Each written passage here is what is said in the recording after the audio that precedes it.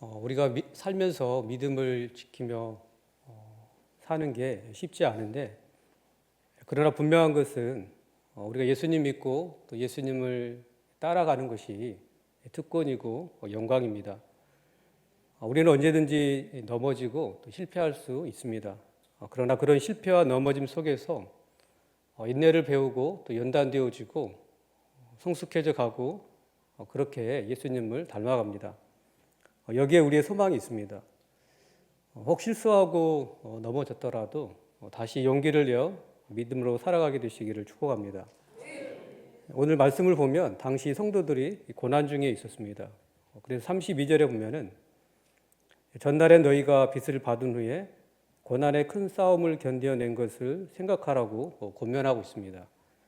전날에 빚을 받았다라는 것은 구원을 받고 믿음의 길로 들어선 것을 말합니다. 그렇게 믿음의 길에 들어선 지 얼마 지나지 않아서 박해를 받았는데 견디어냈습니다. 그때를 기억하고 지금 당하는 어려움도 잘 극복하는 것입니다. 과거의 고난의 큰 싸움을 믿음으로 견딘 것을 기억하고 다시 용기를 내라는 것입니다. 지금 어떤 어려움 가운데 있으십니까? 과거의 고난의 큰 싸움을 견뎌냈던 것을 기억하시고 용기를 내시기 바랍니다. 고난의 종류는 여러 가지가 있고 고난은 모든 성도들에게 다가옵니다. 디모데후서 3장 12절에 보면은 무릇 그리스도 예수 안에서 경건하게 살고자 하는 자는 박해를 받는다라고 말씀합니다. 당시 성도들도 이 박해를 받았는데 그들이 어떤 박해를 받았는지 33절에서 34절에 구체적으로 언급하고 있습니다. 먼저 33절에 보면은 혹은 비방과 혼란으로서 사람에게 구경거리가 되고 혹은 이런 형편에 있는 자들과 사귀는 자가 되었으니 비방이 있었습니다. 그리스도인이 되었다라는 것 때문에 비방을 받았습니다. 우리가 불교 집안이거나 또 유교 집안에서 예수님을 믿으면 비방을 받습니다. 전에는 같은 어둠 가운데 있었을 때는 비방이 없었습니다. 그런데 빛 가운데로 인도함을 받으니 어둠의 세력들이 가만히 있지 않은 것입니다. 당시 성도들 중에 유대교를 믿다가 기독교로 개종하는 사람들이 있었습니다. 유대교를 잘 믿다가 갑자기 예수님을 믿으니 얼마나 비방을 받았겠습니까? 여러분 중에 예수님 믿는 것 때문에 비방을 받고 있지는 않습니까? 당연한 것입니다. 당시 성도들은 믿음 때문에 또한 핍박을 당했습니다. 당시 로마의 압제에 있었고 로마의 신은 황제였습니다. 그래서 예수님을 구주로 믿는 성도들을 핍박했습니다. 33절에 보면은 성도들이 사람들에게 구경거리가 되었다라고 이렇게 말씀하고 있는데 로마 네로 황제 시대 때 성도들에게 맹수의 옷을 입혀서 사람들이 보는 가운데 물어뜯김을 당하게 했다고 합니다. 로마 사람들이나 또 유대교를 믿는 사람들이 보는 앞에서 사자들에게 물어뜯김을 당했습니다. 그렇게 성도들은 불신자들의 구경거리가 되었습니다. 불신자들이 무슨 생각을 하고 그들을 보았겠습니까? 예수를 믿는다고 하면서 저렇게 사자에게 물어뜯기고 죽네. 예수를 믿는다고 하면서 저렇게 비참하게 죽네. 저들이 믿는 예수가 저들을 구원해 주나 한번 보자. 이렇게 비웃고 조롱했을 것입니다. 마치 십자가에 달린 예수님을 보면서 사람들이 조롱하고 비웃었던 것처럼 말입니다. 예수님이 십자가에 달리셔서 사람들의 구경거리가 되셨습니다. 예수님께서 십자가에 달리셨을 때 지나가는 사람들이 예수님을 이렇게 모욕했습니다. 너가 하나님의 아들이면 자기를 구원하고 십자가에서 내려오라. 대제사장과 서기관들, 장로들이 예수님을 희롱합니다. 그가 남은 구원하였을 때 자기는 구원할 수 없구나. 지금 십자가에서 내려오면 우리가 믿겠다. 십자가에 달린 강도들도 예수님을 욕했습니다. 예수님이 이렇게 무시와 조롱을 당했는데 예수님을 따르는 우리가 세상에서 무시와 조롱을 당하고 핍박을 받는 것은 당연한 것입니다. 그런데 우리가 막상 시련을 당하면 견디기가 힘듭니다. 더 힘든 것은 불신자들 앞에서 구경거리가 되는 것입니다. 제가 교회는 열심히 다니더니 왜 저렇게 되었을까? 하나님이 정말 살아계시면 저럴까? 이런 비방과 조롱을 당할 때 힘이 듭니다. 당시 성도들은 또 어떤 고난을 당했습니까? 34절을 같이 읽겠습니다. 시작. 너희가 갇힌 자를 동정하고 너희 소유를 빼앗기는 것도 기쁘게 당한 것은 더 낫고 영구한 소유가 있는 줄 알미라. 믿음 때문에 자신이 소유한 것을 빼앗기기도 했습니다. 그런데 이들은 믿음 때문에 당하는 고난을 기쁘게 당했습니다. 고난 중에 인내할 수 있었던 이유는 더 영구한 소유가 있는 줄 알았기 때문이었습니다. 그리스도인이라는 이유 때문에 자신의 소유가 빼앗기는 일이 지금도 지구상에서 일어나고 있습니다. 인도네시아나 이슬람 국가에서 기독교인들을 박해하는데 교회를 불태우거나 살고 있는 집에 불을 지릅니다. 또 소유를 빼앗기는 일도 번번이 일어나고 있습니다. 물론 우리 주위에서는 믿음 때문에 우리의 소유를 빼앗기는 경우가 없습니다. 그런데 우리가 믿음으로 살고자 할 때 우리가 누릴 수 있는 것들을 이렇게 포기해야 합니다. 예를 들어 주일에 끼어있는 황금 연휴에 안 믿는 사람들처럼 해외여행이나 가족끼리 여행을 하지 못합니다. 교회에 매여 있는 것 같습니다. 교사로 있으면 아이들을 자비로 또 섬겨야 합니다. 전도 소그룹을 하게 되면 자비를 들여서 하게 됩니다. 리더는 또 잠을 줄여서 말씀을 준비하고 기도합니다. 집을 오픈하는 분은 청소하고 또 이렇게 정리하는 수고를 하고 또 MVP를 초대하고자 VIP를 초대하고자 할 때 물질을 들여서 섬기고 또 그 과정에서 안 좋은 소리를 듣기도 합니다. 이것이 다 복음 때문에 겪는 고난이고 또 누릴 수 있는 것을 포기하는 것입니다. 가족들에게 적당히 하라는 또 핍박을 당하기도 합니다. 그런데 지속적으로 믿음으로 감당하고 있는 것은 은혜를 체험했기 때문입니다. 그리고 헌신하는 가운데 주님이 주시는 은혜가 있기 때문입니다. 누릴 수 있는 것을 주님을 위해서 포기할 때 주님께서는 그것과 비교할 수 없는 것으로 채워주시기 때문입니다. 말씀을 준비하고 기도하면서 또 하나님께서 은혜를 주십니다. 또 복음을 전하면 세상에서 얻을 수 없는 기쁨을 주십니다. 물질을 헌신할 때 채워주시는 은혜를 경험합니다. 무엇보다도 한 영혼이 예수님 믿고 영접하는 것을 보면은 얼마나 기쁘고 행복한지 모릅니다.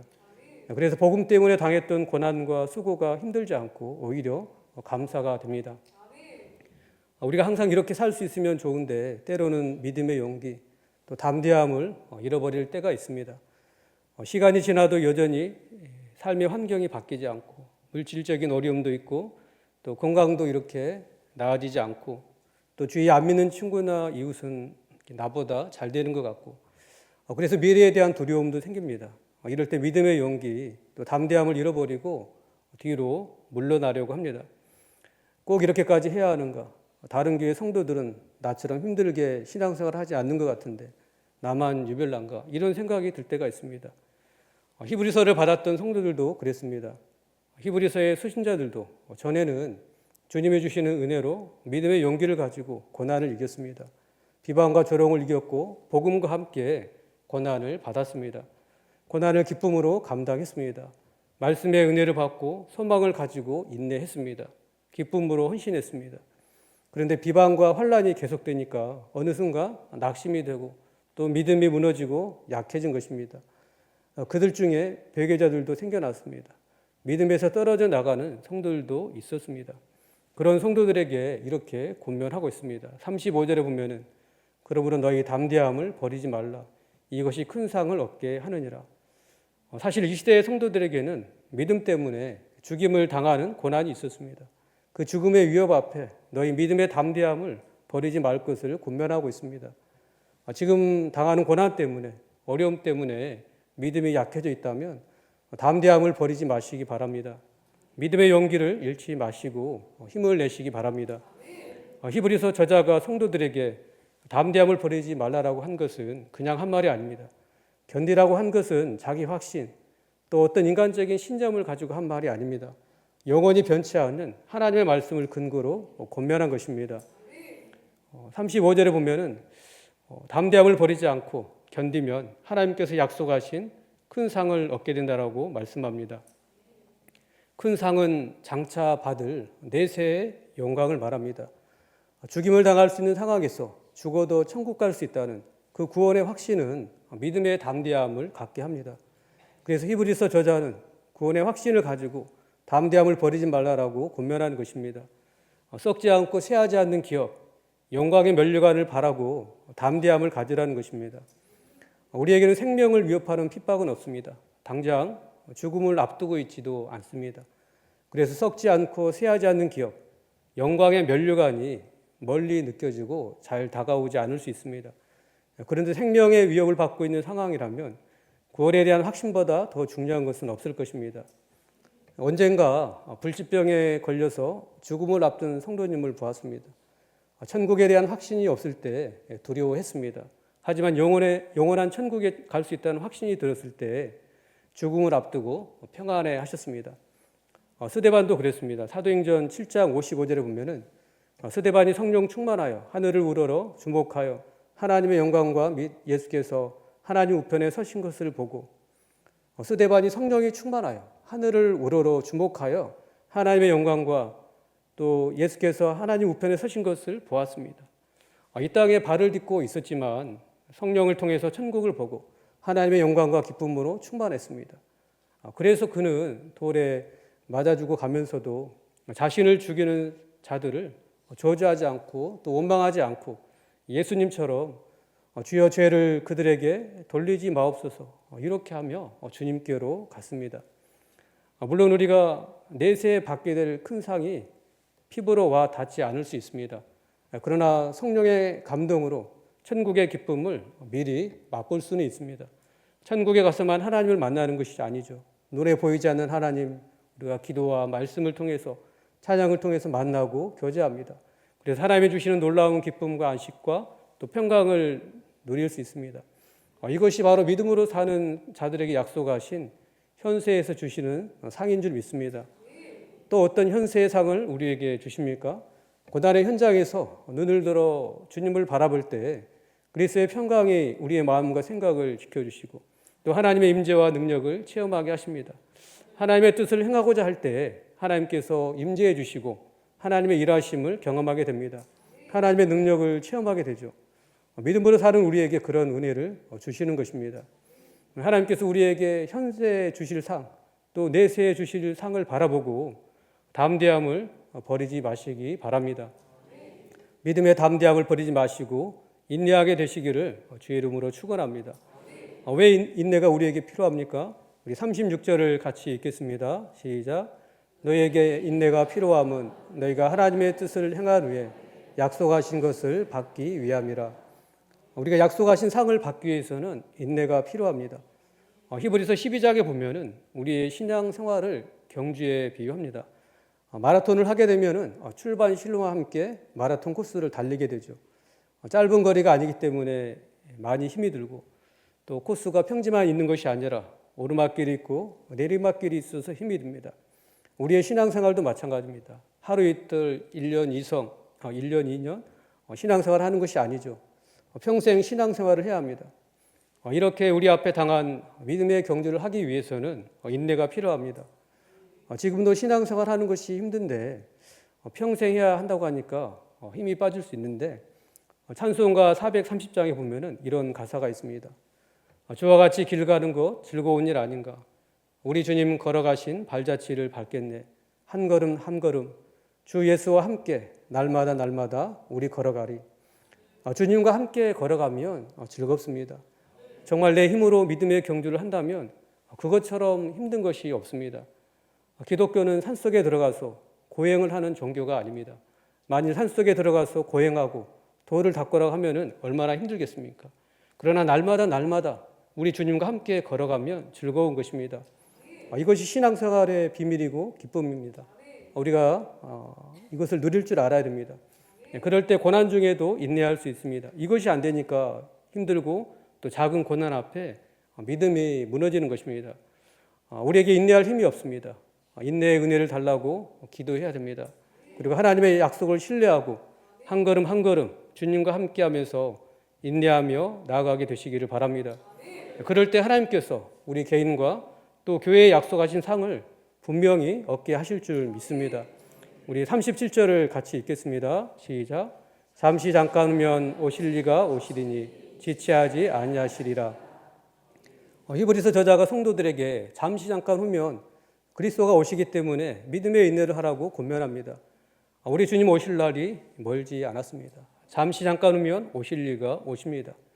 이것을 생각하지 않을 때 이 땅의 것에 집착하고 믿음을 버리는 경우가 생깁니다. 주님 오실 날이 멀지 않았습니다. 또 우리가 주님 앞에 언제 갈지 모릅니다. 믿음을 지키며 살아가게 되시기를 축복합니다. 세상을 사랑하고자 하는 그 마음과 싸움을 우리가 멈추지 않아야 합니다. 이 싸움을 멈추면 세상에 흘러 떠내려가게 되죠. 죽은 물고기는 그냥 물 흐르는 대로 떠내려가고 맙니다. 하지만 살아있는 연어 같은 경우 강하게 흘러내리는 강물을 거슬러 올라갑니다. 물속에 있는 오리는 물을 거슬러 올라갑니다. 가만히 있는 것 같지만 물속에서 오리발은 부지런히 움직입니다. 오리발이 움직이지 않으면 그냥 물 흐르는 대로 떠내려가고 맙니다. 우리 주위에 계속 믿음을 지키며 인내하는 성도들을 보게 됩니다. 환경이 그렇게 좋은 것도 아니고 어려움도 있습니다. 그런데 계속 믿음으로 사는 것을 보게 됩니다. 겉으로 봐서는 아무것도 안 하는 것 같습니다. 그러나 믿음으로 인내할 수 있는 것은 주님과의 교제를 멈추지 않고 있기 때문입니다. 힘들다고 예배를 멈추고 말씀과 기도를 멈추면 믿음으로 인내할 수 없고 그냥 흘러 떠내려가고 맙니다. 믿음의 인내를 할 수 있으려면 주님과의 만남의 자리를 계속 지키는 길밖에 없습니다. 그러나 그렇지 않으면 38절 말씀처럼 뒤로 물러가게 됩니다. 우리 38절을 같이 읽겠습니다. 시작. 나의 의인은 믿음으로 말미암아 살리라. 또한 뒤로 물러가면 내 마음이 그를 기뻐하지 아니하리라 하셨느니라. 뒤로 물러가는 것은 하나님이 기뻐하지 않습니다. 그래서 11장 6절에서도 믿음이 없이는 하나님을 기쁘시게 하지 못한다라고 말씀합니다. 의인은 38절 말씀처럼 믿음으로 살아야 됩니다. 의인은 구원받은 성도를 말합니다. 그래서 성도는 믿음으로 살아야 됩니다. 믿음으로 살 때 하나님이 주시는 기쁨이 있고 또 믿음으로 인내할 때 하나님께서 약속하신 현세의 상, 하늘의 풍성한 은혜를 주님이 주시는 기쁨을 누리게 됩니다. 여러분들이 힘들고 어려울 때 믿음으로 살아라, 또 믿음으로 인내하라 이런 말을 들으면 어떤 마음이 듭니까? 그래 믿음으로 살아야지, 그래 믿음으로 인내해야지 이런 마음이 들기도 합니다. 그런데 때로는 지금 나는 죽겠는데 믿음으로 살라고 하는가? 정말 인내하는 것도 지쳤는데 언제까지 인내하라고 하는가? 이런 마음도 들 때가 있습니다. 그러나 그런 나의 마음을 가지고 하나님 앞에 나아가 아뢰야 합니다. 시편에 보면은 악인들을 심판해 달라고 하소연합니다. 자신의 힘든 처지를 하소연하고 있습니다. 그런데 놀라운 것은 그렇게 하나님 앞에 실컷 아뢰고 나서 기도를 마칠 때쯤 하나님께 감사하고 있습니다. 뭘 말하는 것입니까? 그렇게 자신의 사정을 하나님 앞에 아뢰라는 것입니다. 그러는 가운데 성령께서 우리의 마음을 만져주시는 것입니다.